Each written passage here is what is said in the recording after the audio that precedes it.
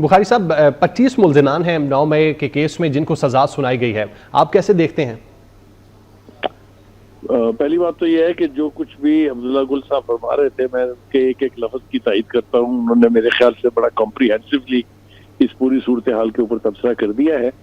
لیکن جہاں تک ان سزاؤں کا تعلق ہے، اس میں سب سے تکلیف دہ بات یہ ہے کہ بہت تاخیر کی گئی ہے، اور کہیں سپریم کورٹ آڑے آ گئی، کہیں جو بہت ساری مسئلتیں تھی شاید اس لیے تاخیر ہوئی. اس میں تاخیر نہیں ہونی چاہیے تھی. یہ سزائیں اگر پہلے ہو گئی ہوتی تو 26 اور 24 نومبر کے جو سانحات ہیں ان سے بچا جا سکتا تھا. یقینی طور پہ جب عبرت ناک سزائیں ملیں لوگوں کو تو وہ پھر اس قسم کا عمل دوبارہ کرنے سے باز رہتے ہیں.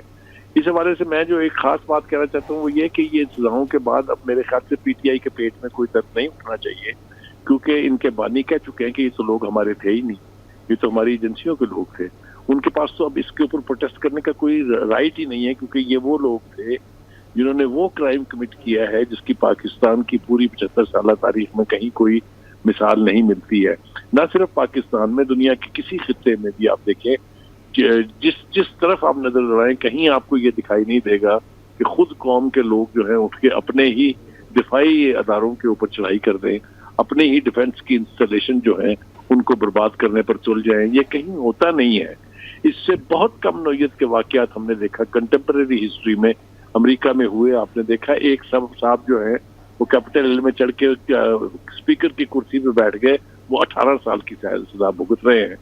اسی طریقے سے ہم نے دیکھا برطانیہ میں جو آرسنل کے واقعات ہوئے تھے، لوٹ مار ہوئی تھی، اس کے اوپر ایک ایک شخص کو سی ٹی وی کیمراز کی مدد سے پکڑ کے انہیں سزائیں دی گئی.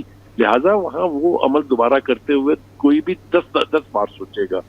میں سمجھتا ہوں تاخیر، وہ کہتے ہیں نا دیر ہوئی آنے میں لیکن پھر بھی آئے تو والی بات ہے کہ چلیے سزائیں دیر سے تاخیر سے ہوئی ہیں لیکن سزائیں ہوئی ہیں. میرے خیال سے اب اس عمل کو اور تیز کرنا چاہیے تاکہ جو باقی ملزمان ہیں ان کی بھی فیٹ جو ہے وہ ان کے میرٹس پر ڈیسائیڈ ہو. جو جرم انہوں نے کیا ہے اس کی سزا انہیں ملے.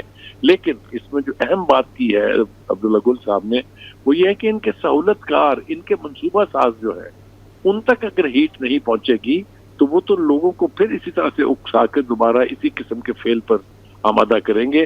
اس سے بچنے کا ایک ہی طریقہ ہے کہ ہاتھ وہاں تک پہنچے جہاں سے یہ منصوبہ سازی کی گئی، جہاں سے سہولت کاری کی گئی.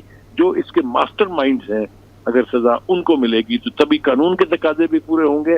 اور میں سمجھتا ہوں کہ ایک ایسی مثال قائم ہوگی کہ اس قسم کا گمبھیر اور خوفناک جرم کرنے سے پہلے ہر شخص کو کئی بار سوچنا چاہیے.